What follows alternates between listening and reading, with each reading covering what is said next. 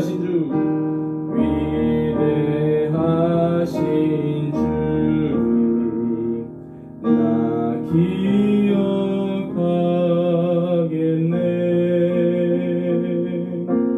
언약하신 대로 날 인도하시네. 저 단비와 같은 은혜 늘 내려주시니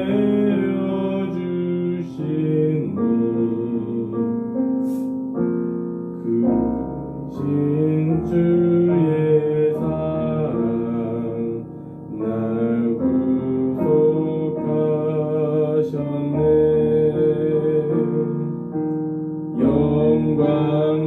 영광스러운 주를 나 기억하면서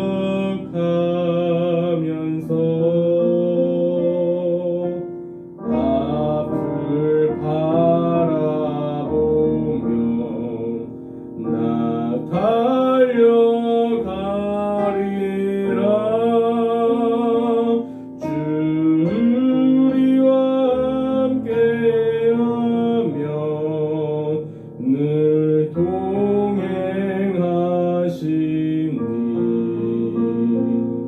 성령의 능력으로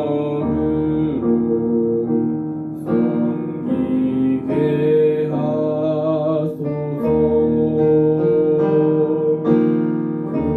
교회 머리 대신 주 기억하면서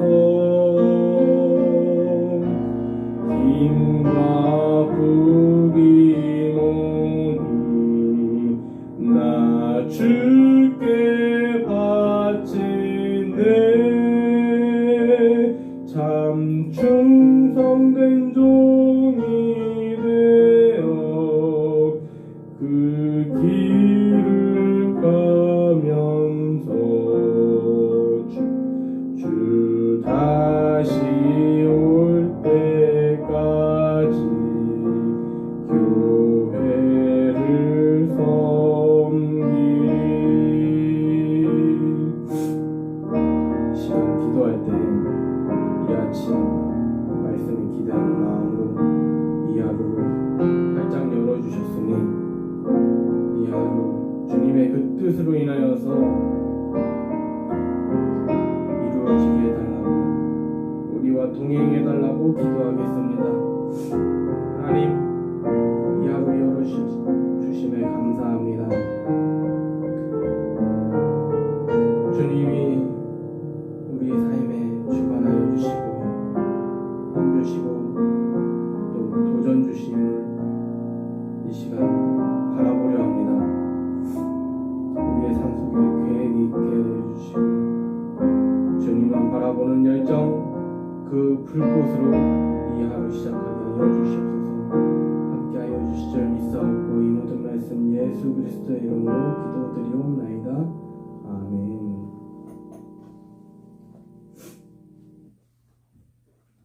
성경 말씀 찾아보겠습니다. 성경 말씀 마태복음 5장입니다.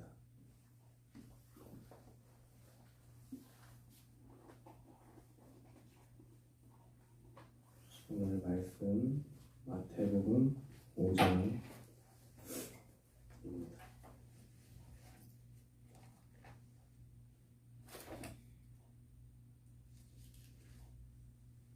오늘은 마태복음 5장을 펴놓고 설교 중에 읽을 말씀이 많이 있어서요. 마태복음 5장 펴고 바로 설교를 시작하겠습니다.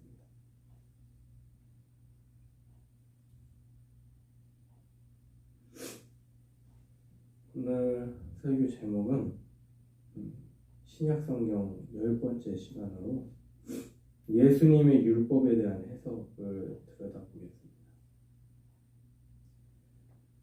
예수님은 율법을 어떻게 보셨는지, 어떻게 율법을 우리에게 가르치셨는지 가르치셨는지 살펴보겠습니다.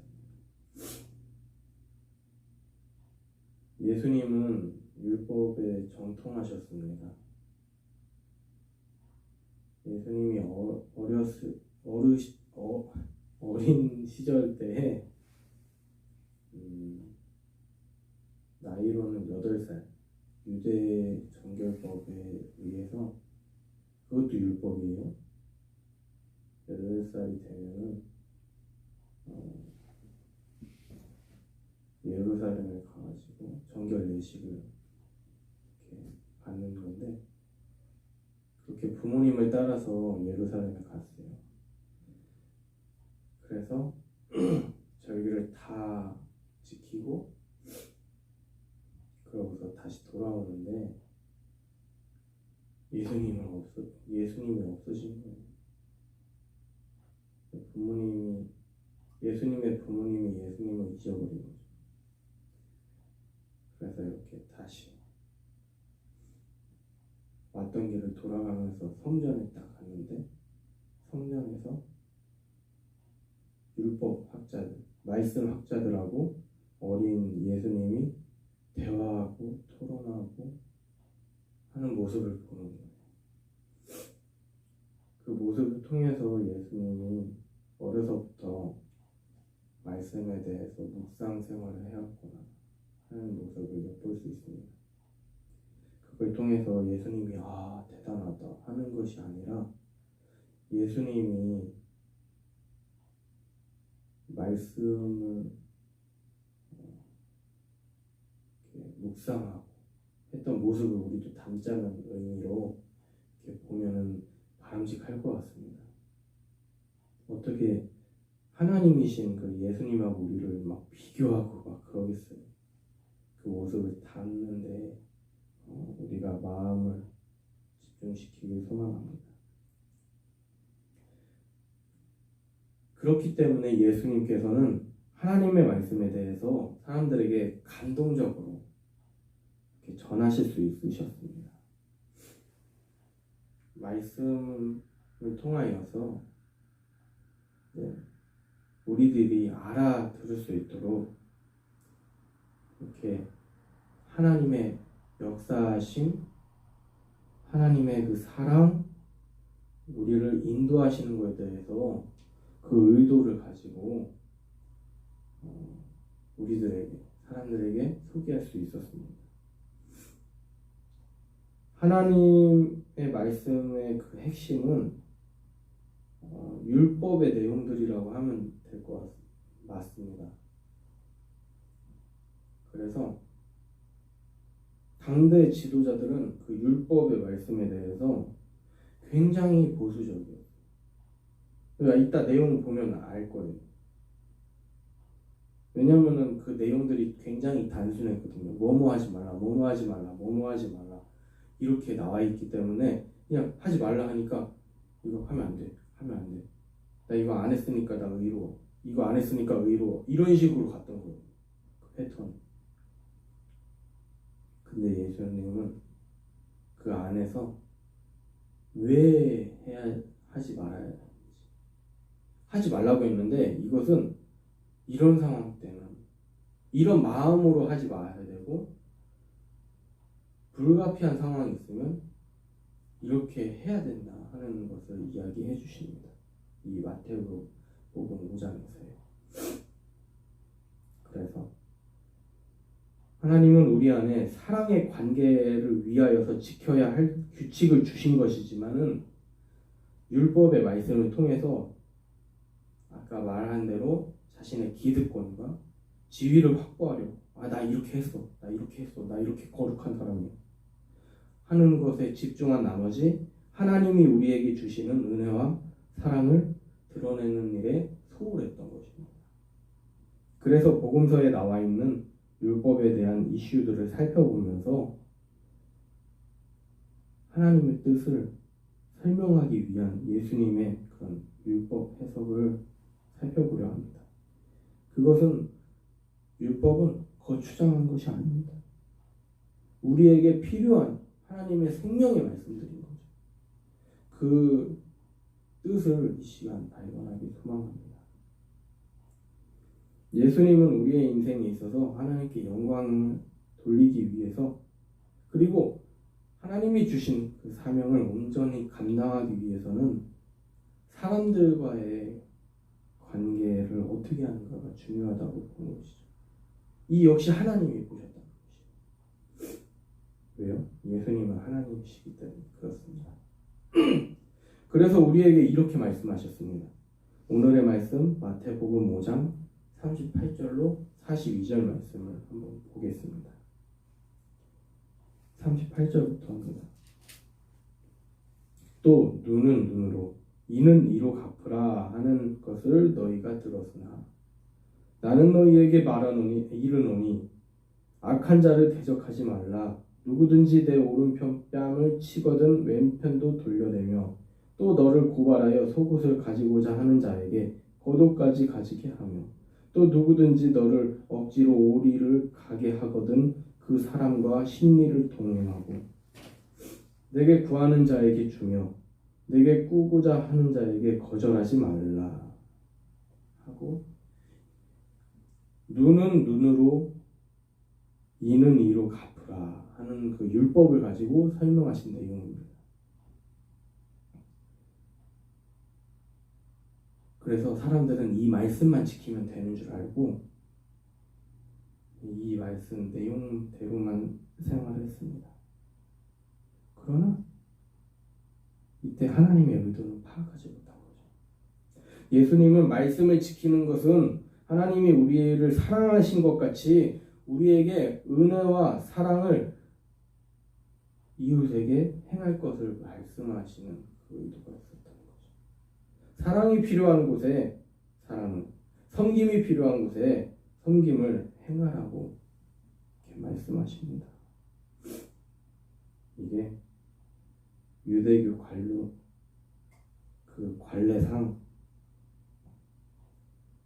이게 겉옷을 가지고자 하는 사람은 엄청난 파렴치한 사람, 그런 사람일지라도 자신의 속옷까지 자신의 있는 모든 것을 의미하는 그 내용, 뭐 속옷을 줘야 된다 이게 아니라, 저급한 그 내용이 아니라 겉옷 가져가는 것도 유대 사회 속에서는 진짜 파렴치하다고 생각하는 그런 분위기 속에서 자신의 남는 것까지, 이거 가져갔을지라도 자신이 남는 것까지 줄 수 있는 그런 사람이 되라 가르치는. 그리고요,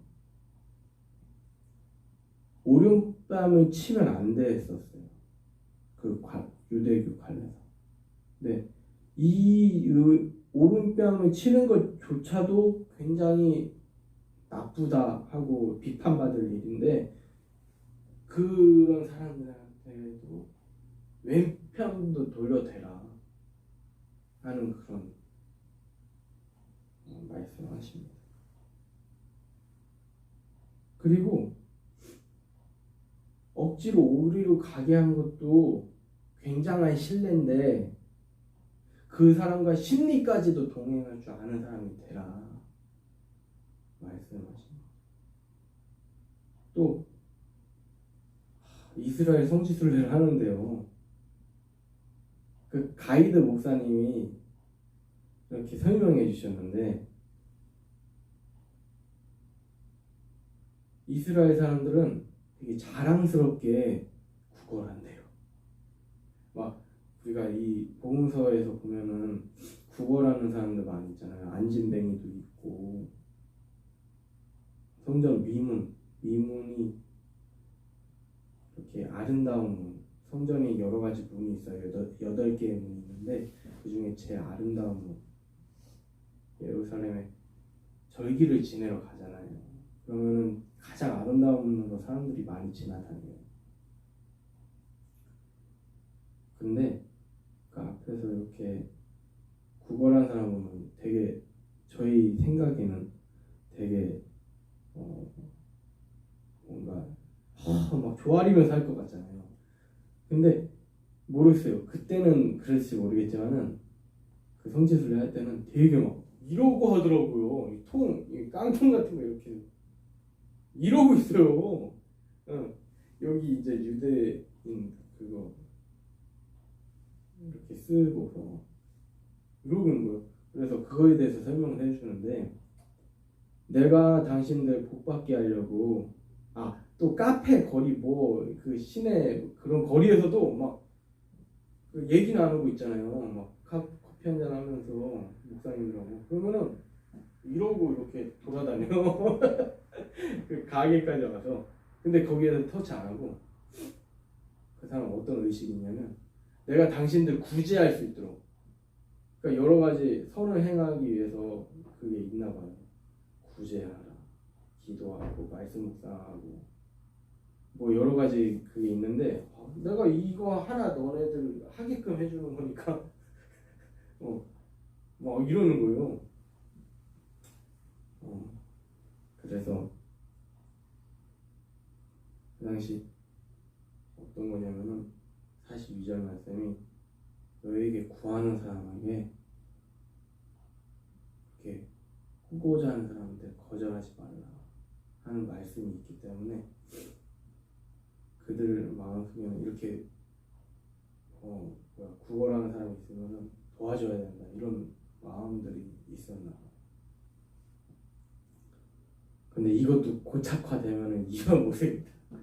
나 당신들 섬기는 그 기회를 준 거다. 나는 뭐 자랑스럽다, 뭐 이런 식으로 다니더라고요.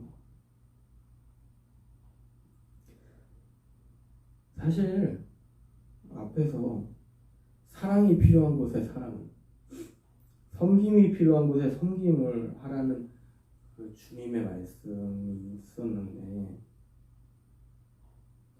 사랑이 필요하지 않은 사람은 없습니다. 섬김이 필요하지 않은 사람이 없습니다. 그래서 이 사람은 알아먹을만 하겠지 하고서 막대해서는 안 되는 거죠. 아무리 가까운 관계를 할지라도 사랑을 표현해야 하고, 언제나 친절히 대해야 함을 가르쳐 주신 것이, 이게 하나님의 사랑 원리라는 거죠. 23절부터 24절 말씀을, 그 두 절을 보겠습니다.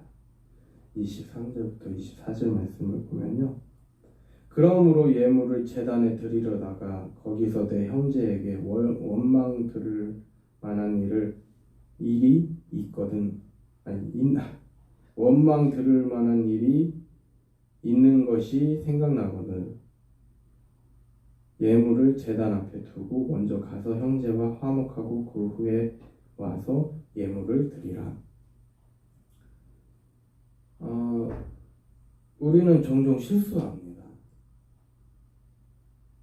하나님께 예배 드리는 게 중요한데 무엇 하느냐고 막 핀잔을 줄 수도 있고요. 뭔가 이건 아닌데, 기타 등등 그러면서 그런 상황이 많이 있어요. 또 자신이 옳다고 해서 상대방에게 치욕적인 말을 하는 상황도 있고요. 그런데요, 이러한 일들은 지극히 잘못됐다고 말씀하는 것입니다. 우리가 판단하는 일은 선악과 사건과 연관이 있습니다. 상대방의 모습에 대해서 스스로 옳다고 생각해서 판단해버리고 단정해버리고 비난해버리면, 그런 삶에 익숙해진다면 우리 주변에 아무도 남아있지 않을 것입니다. 그들과 소통하면서 하나님을 고백하고 그들과 함께 영광 돌리기 위해서는 그들과 함께 할 때 의미가 됩니다.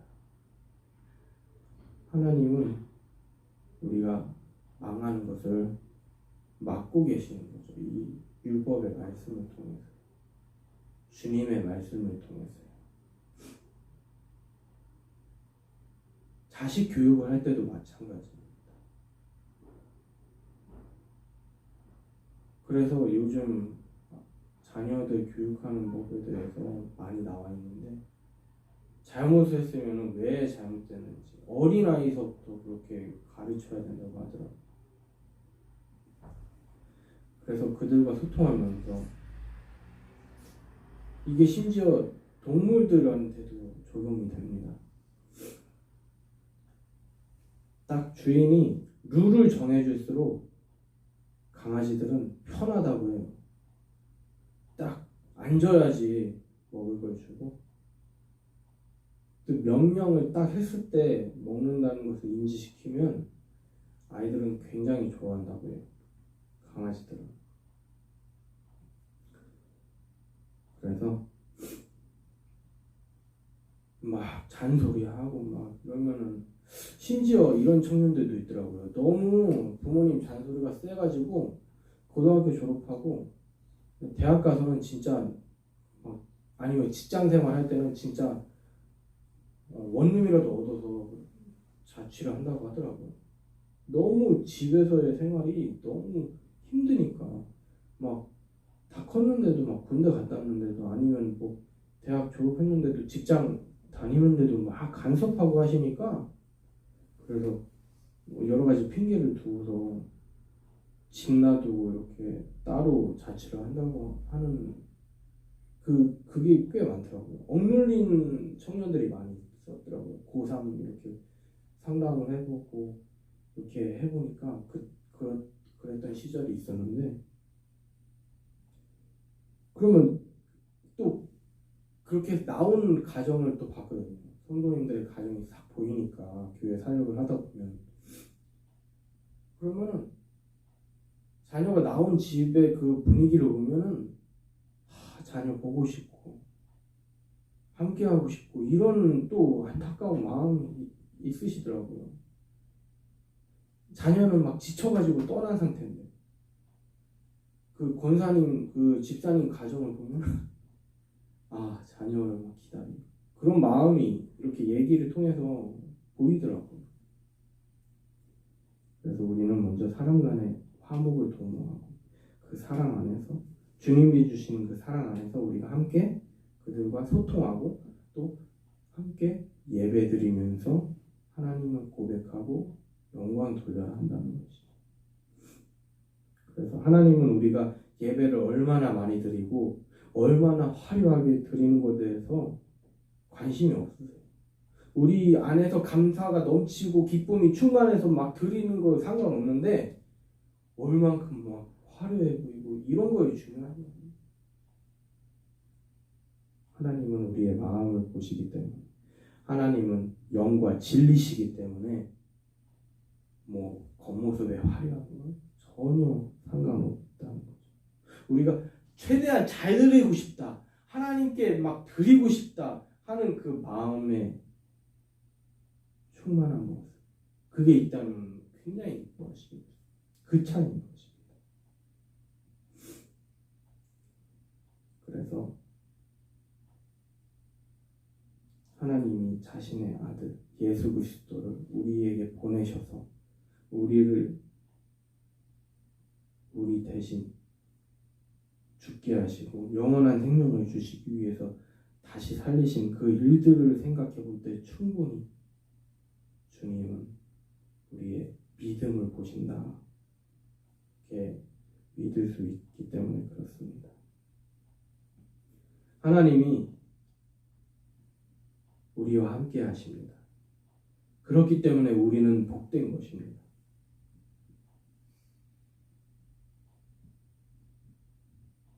우리는 하나님의 사랑을 체험했고 그 은혜로 지금 살고 있고 앞으로도 주님의 인도하심으로 그 사명을 따라 믿음의 길을 갈 것이기 때문에 우리는 행복합니다. 우리의 인생은 행복하다 하는 그 마음, 그것을 오늘 특별히 묵상했으면 좋겠습니다. 우리가 하나님의 사랑으로 사람들과 소통해야 하는 이유에 대해서 다음 말씀에도 이야기하고 있습니다.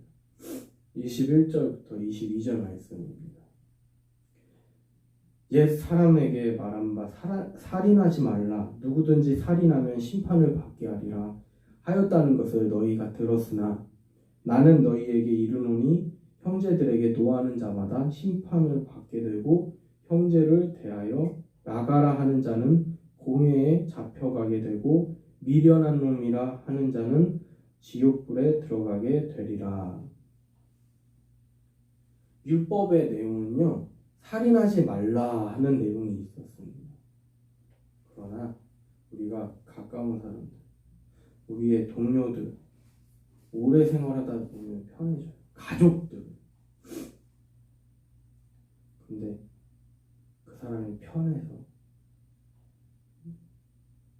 속상한 말을, 악한 말을 그냥 주저없이 하게 되면 상대방의 마음에 상처가 되고 그 마음을 죽이는 행위가 된다고 해서 이것을 경계하신 거예요. 조심해라. 죽이는 건 다른 게 아니다. 그래서 우리는 서로에게 힘이 되는 말을 하고, 낙심에 빠져 있다면 위로하는 말로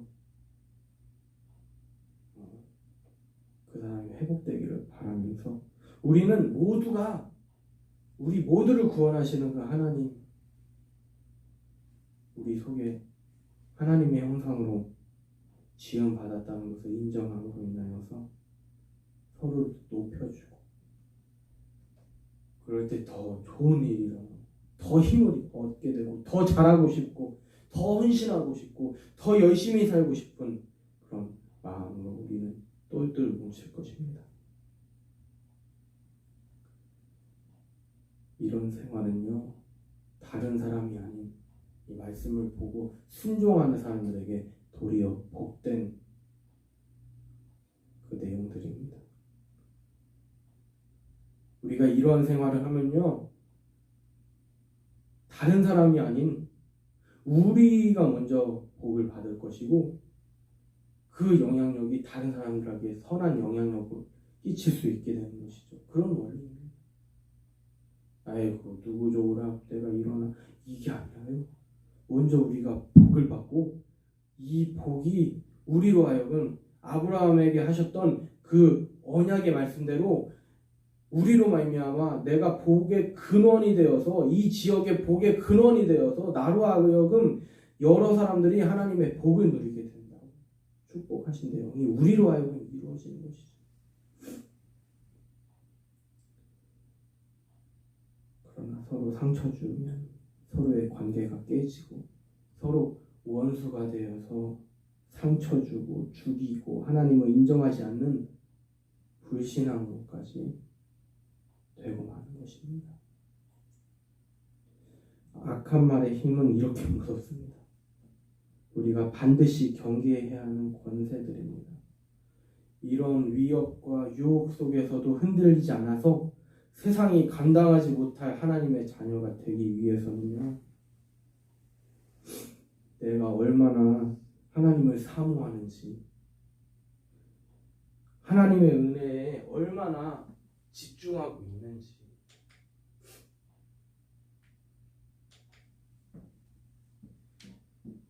우리가 하나님의 말씀에 대해서 얼마나 갈급해하고 있는지, 우리가 하나님의 뜻대로 살기 위해서 어떻게 살아야 하는지,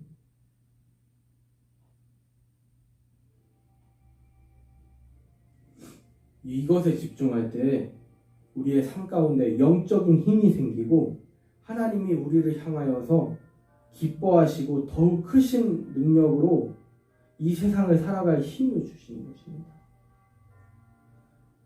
그동안 우리가 이런 것 외에 헌금은 얼마나 했는지, 기도는 몇 시간 했는지, 말씀은 몇 번 받는지, 전도는 몇 번이나 했는지, 이런 것들이 무엇입니까?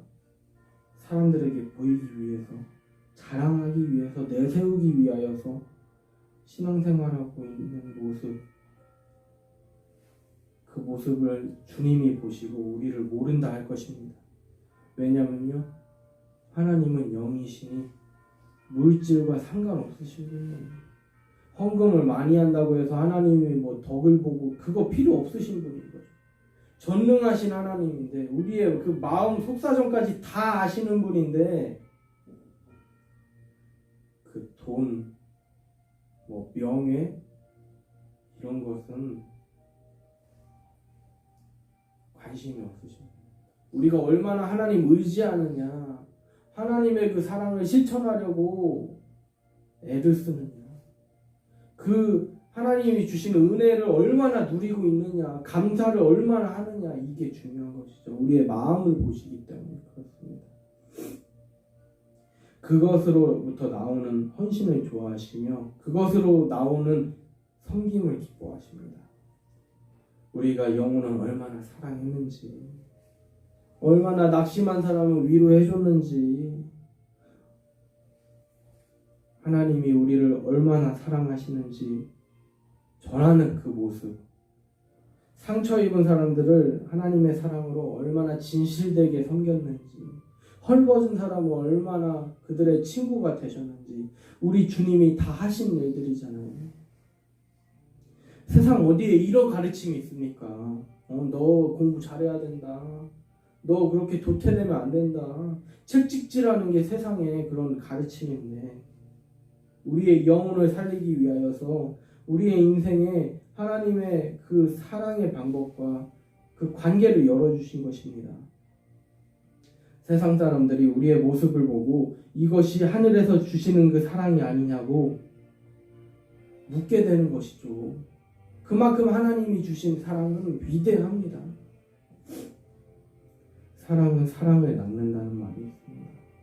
이 원리가 하나님으로부터 나온 것입니다. 그러므로 우리에게 있는 그 믿음이 정말 세상이 부럽지 않은 인생인 것입니다. 우리가 받은 그 약속이 정말 세상이 부럽지 않은 인생인 것이죠. 언젠가 우리의 인생이 맞춰집니다. 그때 아이고 수고했다 하고 위로하시는 그 하나님의 위로하심이 우리에게 충만할 것입니다.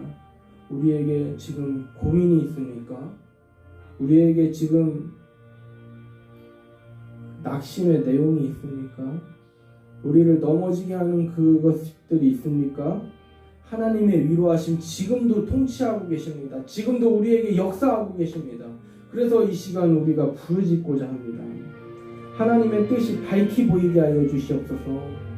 하나님의 그 뜻, 우리가 붙잡는 그 믿음이 흔들리지 않게 하여 주시옵소서. 우리를 넘어지게 하는 그런 마음들, 그런 상황들이 우리를 괴롭힙니다. 하나님 그 가운데서 자유하게 하여 주시고 주님의 그 능력으로 인하여서 우리가 그것을 잘 해결할 수 있도록, 그걸 넘어설 수 있도록, 지금 코로나 사태도 아직 지인들이 감염되지 않아서 우리의 마음이 아직은 이게 위험한 것인지 잘 모릅니다.